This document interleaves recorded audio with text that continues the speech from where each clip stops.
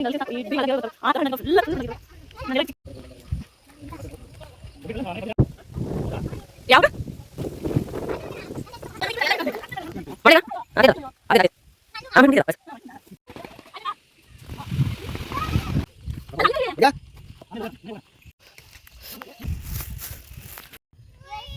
Hello friends, welcome back to my channel. ನಾನು ನಿಮ್ಮ Pramila. Friends, ಇವತ್ತು ನಾವು ನಮ್ಮ ಹಳೆ ಮನೆ ಹತ್ರ ಬಂದಿದ್ವಿ. ಅಲ್ಲೊಂದು ಚಿಕ್ಕ ನೇರಳೆ ಮರ ಐತೆ. ನೇರಳೆ ಹಣ್ಣು ಕೊಯ್ತಾ ಇದ್ದೇವೆ. ನೋಡೋಣ ಬನ್ನಿ. ನೋಡಿ, ಎಲ್ಲರೂ ಬಂದಿದ್ದೀವಿ. ನಾನು, ಮಗಳು, ನನ್ನ ತಂಗಿ ಮಗಳು, ತಂಗಿ ಗಂಡ ಎಲ್ಲ ಬಂದಿದ್ದೀವಿ. ನಾನು ಬರೋದ್ರೊಳಗೆ ಕೆಳಗೊಂದು ಪಾಟ್ ಹಾಸ್ಕೊಂಡು ಮೇಲೆ ಹಿಂಗೊಂದು ದೋಟಿ ತಗೊಂಡು ಹೊಡೆಯೋಣ ಅಂತ ನೋಡ್ತಿದ್ದಾರೆ. ಬಟ್ ದೋಟಿಲಿ ಸಿಗಲ್ಲ, ಅದು ಮರ ತುಂಬ ಉದ್ದ ಇದೆ. ತುಂಬ ಅಂದರೆ ತುಂಬ ಉದ್ದ ಹೋಗ್ಬಿಟ್ಟಿದೆ. ಕೆಳಗೂ ಹನೆ ಇಲ್ಲ. ಇದು ನೋಡಿ ಎಷ್ಟಂದರೆ ನೋಡೋಕ್ಕೆ ಆಗ್ತಾ ಇಲ್ಲ. ಅಷ್ಟು ನೋಡಿದ ತಕ್ಷಣ ತಿನ್ನಬೇಕು ಅನ್ನೋ ಅಷ್ಟು ಜಾಸ್ತಿ ಹಣ್ಣಾಗಿ ನಿಂತ್ಬಿಟ್ಟತ್ತೆ. ಕೆಳಗೆ ಕೈ ಸಿಗಂಗಿದ್ದಿದ್ರೆ ಕಿತ್ಕೊಂಡು ಹಂಗೆ ಗಪ್ಪ ತಿನ್ಬೋದಿತ್ತು. ಫುಲ್ಲು ಮೇಲೆ ಹೋಗೈತೆ. ಒಂದು ದೋಟಿ ತಗೊಂಡು ಹೊಡೆದ್ರೂ ಬೀಳಲಿಲ್ಲ. ಹಣ್ಣಾಗಿ ನಿಂತ್ಬಿಟ್ಟತ್ತೆ. ಗಣೆ ಬೇಕೇ ಬೇಕು. ಟ್ರೈ ಮಾಡಿದ್ರು ದೋಟಿಲಿ ಹೊಡೆಯೋಣ ಅಂತ ಹೇಳಿ, ಬಟ್ ದೋಟಿಲಿ ಇಳ್ಳಿಲ್ಲ. ಯಾಕಂದರೆ ತುಂಬ ಮೇಲೋಗಿದೆ ಮರ. ಅದಕ್ಕೋಸ್ಕರ ನಾವೆಲ್ಲ ಹೊಡೆದ್ರೆ ಅದು ಎಲ್ಲೋ ಹೋಗ್ತಿತ್ತು. ಇದು ತುಂಬ ಅಂದರೆ ತುಂಬ ವರ್ಷದ್ದೇನಿಲ್ಲ. ನಾವು ಚಿಕ್ಕವರಿದ್ದಾಗ ಒಂದು ಚಿಕ್ಕ ಮರ ಇತ್ತು. ಈಗಾಗಲೇ ಎಷ್ಟು ದೊಡ್ಡದಾಗ್ಬಿಟ್ಟಿದೆ. ನಾನು ಅಂದ್ಕೊಂಡಿದ್ದೆ ಇದು ಚಿಕ್ಕ ನೇರಳೆ, ನಮ್ಮ ಕಡೆ ಕಿನ್ನಿ ನೇರಳೆ ಅಂತಾರೆ, ಆ ನೇರಳೆ ಅಂತ ಹೇಳಿ ಅಂದ್ಕೊಂಡಿದ್ದೆ. ಇಲ್ಲ, ಇದು ಜಂಬು ನೇರಳೆನೇ, ತುಂಬ ದೊಡ್ಡದಿದೆ. ಇದು ಫಸ್ಟ್ ಟೈಮು ನಾವು ಕಿತ್ಕೊಂಡು ತಿಂತಿರೋದು ಅಂತಲೇ ಹೇಳ್ಬೋದು. ಇಷ್ಟು ದಿನ ನಾವು ನೆಗ್ಲೆಕ್ಟ್ ಮಾಡಿದ್ವಿ. ಇದು ಚಿಕ್ಕ ನೇರಳೆ ಚೆನ್ನಾಗಿರೋದಿಲ್ಲ ತಿನ್ನೋದಕ್ಕೆ. ಬಾಯಲ್ಲೆಲ್ಲ ಒಂಥರ ಆಗ್ತಿರುತ್ತೆ. ಅದಕ್ಕೋಸ್ಕರ ನಾವು ಅಷ್ಟೊಂದು ಇಂಟ್ರೆಸ್ಟೇ ತೊಗೊಂಡಿರಲಿಲ್ಲ. ಈ ಮನೆ ಬಿಟ್ಟೋಗಿ ನಾವು ಹೆಚ್ಚು ಕಮ್ಮಿ 7 ವರ್ಷ ಆಯಿತು. ನನ್ನ ಮದುವೆ ವರ್ಷ ನಾವು ಈ ಮನೇನ ಬಿಟ್ಟೋದ್ವಿ. ಯಾಕೆಂದರೆ ಇದು ತುಂಬ ಚಿಕ್ಕ ಮನೆ. ನಾವು ಚಿಕ್ಕವರಿದ್ದಾಗ ಈ ಮನೇಲೇ ಇದ್ವಿ. ಅದು ಗುಡಿಸ್ಲು ಥರ ಇತ್ತು. ಅದಕ್ಕೋಸ್ಕರ ನಮ್ಮ ಅಜ್ಜಿ ಮನೆಗೆ ಹೋದ್ವಿ. ಅದೊಂದು ಸ್ವಲ್ಪ ದೊಡ್ಡದಿದೆ. ಆವಾಗ ಇದು ತುಂಬ ಚಿಕ್ಕ ಮರ. 7 ವರ್ಷದ ಈಚೆ ನಾವು ಆ ಮರನ ಅಷ್ಟು ನಾವು ಲಕ್ಷ್ಯನೇ ಪಟ್ಟಿರಲಿಲ್ಲ. ನೋಡಿ, ದೋಟಿಲಿ ಹೊಡೆದಾಗ ಇಷ್ಟು ಬಂದಿದೆ. ಮಕ್ಕಳನ್ನೆಲ್ಲ ಇಟ್ಕೊಂಡು ದೋಟಿಲಿ ಹೊಡೆದು ಅವ್ರ ಮೇಲೆ ಬಿದ್ದರೆ ಅಂತ ಹೇಳಿ, ಮತ್ತೆ ದೋಟಿಲಿ ಅಷ್ಟೊಂದು ಬೀಳು ಇಲ್ಲ. ಒಂದು 3-4 ಸತಿ ಹೊಡೆದ್ರು, ಆದರೆ ಜಾಸ್ತಿ ಬೀಳೇ ಇಲ್ಲ. ಎಷ್ಟೊತ್ತವರೆಗೂ ಇದೇ ಕೆಲಸ ಮಾಡ್ಕೊಂಡು ಕೂರೋದು ಅಂತ ಹೇಳಿ ಗಣಿ ತರೋಣ ಅಂತ ಹೇಳಿ ಗಣಿ ತರೋಕ್ಕೆ ಹೋದರು. ಯಾಕೆಂದರೆ ಇದು ಹಳೆ ಮನೆ, ನಮ್ಮ ಹೊಸ ಮನೆ ಸ್ವಲ್ಪ ದೂರ ಐತೆ. ಅಲ್ಲಿವರೆಗೂ ನಡ್ಕೊಂಡು ಹೋಗ್ಬೇಕಿತ್ತು. ಇಲ್ಲೆಲ್ಲ ಕೇಳಿದ್ವಿ ಅಕ್ಕಪಕ್ಕ ಮನೆಯಲ್ಲಿ, ಇಲ್ಲ ಅಂತ ಹೇಳಿದರು. ಅದಕ್ಕೋಸ್ಕರ ನಮ್ಮ ಮನೆ ಹತ್ರಲ್ಲೇ ಹೋಗಿ ತರಬೇಕಿತ್ತು. ಮನೆ ಪಕ್ಕದ ಮನೆಯವರು ಹೋಗಿ ತರ್ತೀನಿ ಅಂತ ಹೇಳಿ ಹೊರಟರು. ನಾವು ವೆಯ್ಟ್ ಮಾಡ್ತಾಯಿದ್ವಿ. ಈ ಮಕ್ಕಳನ್ನೆಲ್ಲ ಇಟ್ಕೊಂಡು ಇಂಥ ಕೆಲಸ ಮಾಡೋಕ್ಕೆ ಬರೋದು ತುಂಬ ಕಷ್ಟನೇ ಅಂತಲೇ ಹೇಳ್ಬೋದು. ಚಿಕ್ಕ ಮಕ್ಕಳು, ಅದ್ರಾಗ ಬೇರೆ ಹೇಳಿದ ಮಾತು ಕೇಳೋದಿಲ್ಲ. ಮತ್ತು ತಿನ್ನಬೇಕು ಅಂತ ಆಪಾಪಿಸ್ತಾ ಇದ್ದಾವೆ. 2 ನನ್ನ ಮಗಳು ಮತ್ತು ನನ್ನ ತಂಗಿ ಮಗ ಇಬ್ಬರೂ ಸೇರಿ ಅವರ ಆಟಗಳನ್ನು ಹಿಡಿಯೋದೇ ಒಂದು ಕೆಲಸ. ಆಮೇಲೆ ನೋಡಿ, ಗಣೆ ತಂದು ನಾವು 4 ಜನ 4 ಪಾಟ್ ಇಟ್ಕೊಂಡು ನಿಂತ್ಕೊಂಡಿದ್ದೀವಿ.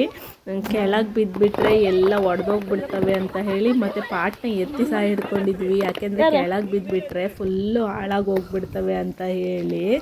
ನೋಡಿ, ಪಾಟೆಲ್ಲ ಮೇಲೆ ಎತ್ತಿಟ್ಕೊಂಡಿದ್ವಿ. ಬೀಳ್ತಾ ಇದ್ದಾವೆ. ಅವ್ರು ಅಗಲಿಸ್ತಾ ಇದ್ದಾರೆ.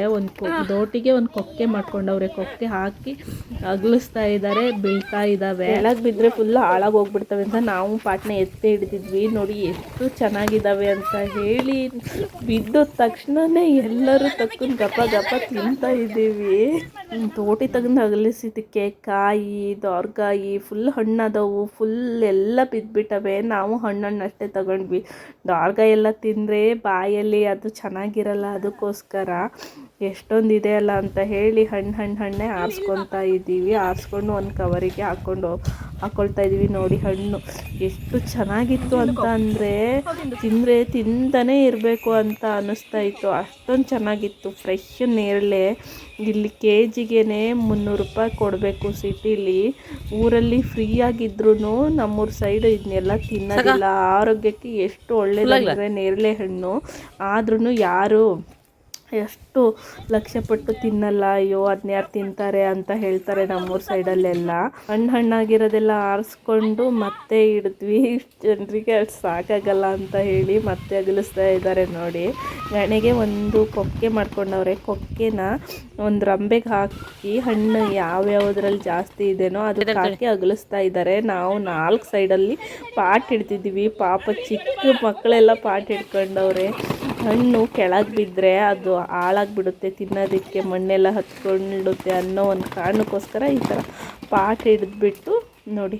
ಏನಾಗಿಲ್ಲ, ಮೇಲೆ ಎತ್ತಿ ಹಿಡ್ದಿದ್ದೀವಿ, ಏನೂ ಆಗಿಲ್ಲ. ಒಂದು ಹಣ್ಣು ವೇಸ್ಟ್ ಆಗಿಲ್ಲ ಅಂತಲೇ ಹೇಳ್ಬೋದು ಈ ಟೆಕ್ನಿಕ್ ಯೂಸ್ ಮಾಡಲಿಕ್ಕೆ. ಎಲ್ಲೋ ಕೆಳಗೆ ಬರೀ ನೆಲದ ಮೇಲೆ ಬೀಳಿಸಿದ್ರೆ ಅದು ನಾವು ಆರಿಸ್ಕೊಳ್ಳೋಷ್ಟ್ಲೇ ಮಣ್ಣಾಗಿರೋದು. ಹಣ್ಣಾಗಿರೋದಂತೂ ತಿನ್ನೋಕ್ಕೆ ಸಿಗ್ತಿರ್ಲಿಲ್ಲ. ನೇರಳೆ ಹಣ್ಣು ಫುಲ್ಲು ಹಣ್ಣಾದಮೇಲೆ ತಿನ್ನಬೇಕು. ಟೇಸ್ಟ್ ಅನ್ನೋದು ತುಂಬ ಚೆನ್ನಾಗಿರುತ್ತೆ ನೋಡಿ. ಕಾಯಿ ಇದ್ದಾವೆ ಮತ್ತು ದ್ವಾರಕಾಯಿ ಇದ್ದಾವೆ, ಅವೆಲ್ಲ ಚೆನ್ನಾಗಿರೋದಿಲ್ಲ. ತಿಂದರೆ ಬಾಯಲ್ಲಿ ಥರ ಸೊಗುಡು ಅಂತ ಅನಿಸುತ್ತೆ, ಆ ಥರ ಅನಿಸುತ್ತೆ ನೋಡಿ. ಎಷ್ಟು ಚೆನ್ನಾಗಿದೆ ಅಂತ ಹೇಳಿ. ಫ್ರೆಶ್ ನೇರಳೆ, ನಮ್ಮರದ್ದೇ ಫ್ರೆಶ್ ನೇರಳೆ. ಇದೇನು ಹಾಕಿರೋದಲ್ಲ, ತಾನೇ ಬಿದ್ದು ಮರ ಆಗಿರೋದು. ತುಂಬ ಖುಷಿಯಾಗುತ್ತೆ. ನಮ್ಮಲ್ಲೆಲ್ಲ ನಾವು ಚಿಕ್ಕವರಿದ್ದಾಗ ತುಂಬ ನೇರಳೆ ಮರ ಇದ್ದವು. ಬಟ್ ಈಗಂತೂ ನೇರಳೆ ಮರ ಅನ್ನೋದು ಹೆಸರು ಇಲ್ದಂಗೆ ಆಗೋಗಿದ್ದಾವೆ. ನಮ್ಮ ಜನಗಳಿಗೆ ಕೆಲವೊಂದು ವಸ್ತುಗಳದ್ದು ಬೆಲೆನೇ ಗೊತ್ತಿಲ್ಲ ಅಂತಲೇ ಹೇಳ್ಬೋದು. ಸಿಟಿ ಸೈಡಲ್ಲಿ 1 kg 300-400 ರೂಪಾಯಿ ಆದರೂ ಕೊಂಡ್ಕೊಂಡು ತಿಂತಾರೆ. ನಮ್ಮ ಹಳ್ಳಿ ಸೈಡಲ್ಲಿ ಹಾಗೆ ಬಿದ್ದರೂ ಯಾರೂ ಮೂಸ್ ನೋಡಲ್ಲ. ಹಾಗೇ ಮರನೂ ಅಷ್ಟೇ, ಅದನ್ನು ನಾವು ಮುಂದಿನ ಪೀಳಿಗೆಗೆ ಕೊಡಬೇಕು ಅಂತ ಹೇಳಿ ಇಟ್ಕೊಳ್ಳೋದು ಇಲ್ಲ. ಹೊಲದ ಕಡೆ ಗದ್ದೆ ಕಡೆ ಇರೋದು ಬೇಕಾದರೆ ಕಡಿದ್ಬೇಕಾದ್ರೆ ಬಿಸಾಕ್ಬಿಡ್ತಾರೆ. ಆದರೆ ಅದನ್ನು ಯಾರೂ ಮುಂದಿನ ಪೀಳಿಗೆಗೆ ಕೊಡಬೇಕು ಅಂತ ಹೇಳಿ ನಾವು ಉಳಿಸ್ಕೊತ ಇಲ್ಲ. ಅದಂತೂ ತುಂಬ ಬೇಜಾರು. ನಾವು ಚಿಕ್ಕವರಿದ್ದಾಗ ನೇರಳೆ ಮರ, ಹತ್ತಿ ಮರ, ಗೇರ್ ಮರ, ಮಾವಿನ ಮರ, ಪರ್ಗಿ ಮಟ್ಟಿ ಅಂತ ಇಂಥ ಎಂತೆಂಥದೋ ಹಣ್ಣುಗಳು ಎಲ್ಲ ಸಿಕ್ತಿತ್ತು. ಬಟ್ ಈಗಂತೂ ಎಲ್ಲ ಕಡ್ದು ಯಾವುದು ಮರಗಳೇ ಇಲ್ಲ.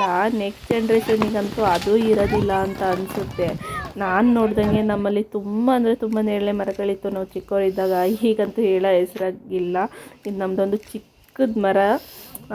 ಅದು ನೋಡಿ ಈ ಥರ ಹಣ್ಣು ಅಂತಲೇ ಗೊತ್ತಿರಲಿಲ್ಲ. ಇದು ಯಾವ ಥರ ಆಗೋಗ್ಬಿಟ್ಟಿದೆ. ಈ ಇಡೀ ರೋಡೆಲ್ಲ ನಾವು ಪಾಟ್ ಹಾಸ್ತಾ ಇದ್ದರೆ ಇದೇ ಥರ ಆಗೋದು. ರೋಡಲ್ಲೆಲ್ಲ ಬಿದ್ದು ಇದೇ ಥರ ಒಡೆದೋಗಿರೋದು. ಪಾಟ್ ಹಾಸಿದ್ದಕ್ಕೆ ಚಲೋ ಹಣ್ಣು ಸಿಕ್ತು ಅಂತಲೇ ಹೇಳ್ಬೋದು. ಹಣ್ಣೆಲ್ಲ ಆರಿಸ್ಕೊಂಡು ಪಾಟ್ ಮಡ್ಚ್ಕೊಂಡು ದೋಟಿನೂ ತಗೊಂಡು ಇನ್ನೇನು ಕವರ್ ತುಂಬಿಕೊಂಡು ಮನೆಗೆ ಹೊರಟ್ವಿ ನೋಡಿ. ಇಷ್ಟು ನೇರಳೆ ಹಣ್ಣು ಸಿಕ್ತು. ಫ್ರೆಶ್ ನೇರಳೆ ಅಂತಲೇ ಹೇಳ್ಬೋದು. ತುಂಬ ಚೆನ್ನಾಗಿದೆ. ನೇರಳೆ ಸೀಸನಲ್ಲಿ ನೇರಳೆ ಹಣ್ಣು ಸಿಕ್ಕರೆ ಬಿಡಬೇಡಿ, ಖಂಡಿತವಾಗ್ಲೂ ತಿನ್ನಿ. ಆರೋಗ್ಯಕ್ಕೆ ತುಂಬ ಒಳ್ಳೆಯದು ಅಂತ ಹೇಳ್ತಾ ಇವತ್ತಿನ ವಿಡಿಯೋನ ಮುಗಿಸ್ತೇನೆ. Tata, bye bye. ನೆಕ್ಸ್ಟ್ ವಿಡಿಯೋದಲ್ಲಿ ಮೀಟ್ ಮಾಡೋಣ.